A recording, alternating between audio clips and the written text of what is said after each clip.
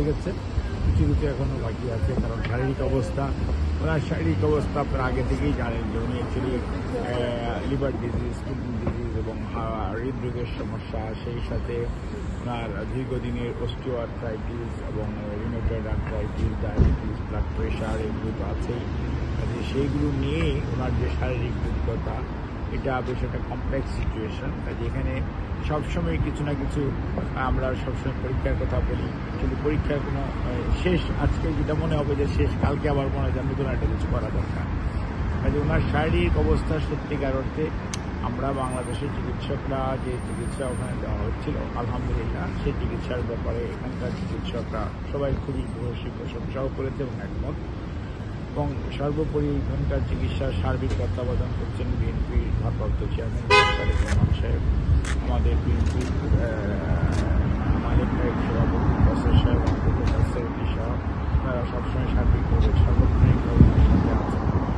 আমাদের যে medical team ওনারাও সার্বক্ষণিকভাবে আমাদের এখানকার যে মেডিকেল বোর্ডের যে প্রায় 8 জন চিকিৎসক আছেন, তাদের সবার সাথেই আমাদের চিকিৎসকদের সংযোগ আছে এবং তারা টাইম টু টাইম আমাদেরকে ব্রিফ করেন। এবং এখানে নোয়াখালী মেডিকেল টিমের মধ্যে মামুন উপস্থিত আছে, অন্যরা এখানে আজকে নাই।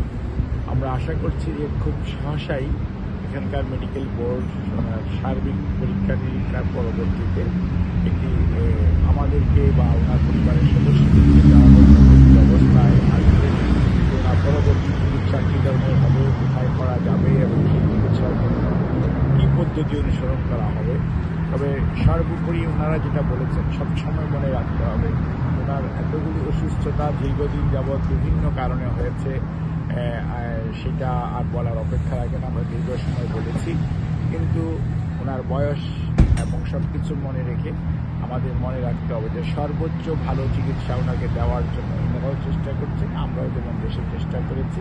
কাজেই এই মেডিকেল বোর্ড এবং আমাদের সদস্যরা সবাই মিলে ইনশাআল্লাহ 2-1 দিনের মধ্যেই হয়তো একটা সিদ্ধান্তে আসা যাবে যে ওনার লাইন অফ ট্রিটমেন্টটা কী হবে, পরবর্তীতে সে অনুযায়ী ব্যবস্থা বা চিকিৎসা চলতে থাকবে। আপনারা এর মাধ্যমে আমরা সবার কাছে ওনার সুস্থতার জন্য, ওনার রোগ মুক্তির জন্য আল্লাহ রাব্বুল আলামিনের কাছে, আমাদের দেশবাসীর কাছে দোয়া করার জন্য সবাইকে আমরা ওনার পরিবারের পক্ষ থেকে, ওনার পক্ষ থেকে দোয়া করার জন্য অনুরোধ করেছেন।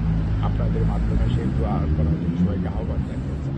আচ্ছা স্যার, আপনি একজন চিকিৎসক হিসাবে কি মনে করেন ওনাকে স্থানান্তর করতে হবে অন্য জায়গায়, যেটা আমরা শুনেছিলাম যুক্তরাষ্ট্রে যাওয়ার বিষয়টা হচ্ছে কি, আপনাকে আমি বলি যে অ্যাকচুয়ালি নির্ভর করবে এটা মানে শারীরিক অবস্থার উপর। আমরা এক সময় চিন্তা করেছি ওনার কোনো অবস্থাতে স্থানান্তর করা যাবে না, সরকারও প্রতিবন্ধকতা ছিল, প্রতিনিধি ছিল, করা যায় না। কিন্তু আলহামদুলিল্লাহ একটা পর্যায়ে এসে আমরা আজকে লন্ডনে ওনাকে নিয়ে আসতে পারা গেছে। কাজে এসকেও যদি পরে কোথাও নিয়ে যেতে হয়, কোনো কারণ প্রয়োজন, সেখানকার চিকিৎসকরা যদি বলে, এটা তো আর আমরা চাইলেই হবে না, নির্ভর করবে মেডিকেল বোর্ডের সদস্যরা কী ধরনের মতামত দেয়। ওনারা যদি মতামত বলেন যে না it is possible, year is all right. ওনারা যদি বলেন যে না অন্য কোথাও যেতে হবে, তখন স্বাভাবিকভাবেই সবাই মিলে এই সিদ্ধান্ত নিতে হবে। যে খালি যেতে বললেই তো হবে না, ওনাকে ট্রান্সফার করা যাবে কিনা, নেওয়া যাবে কিনা, শারীরিক সুস্থতা কতটুকু আছে, অনেক কিছু বিবেচনায় নিতে হবে। ধন্যবাদ আপনাকে। Thank you.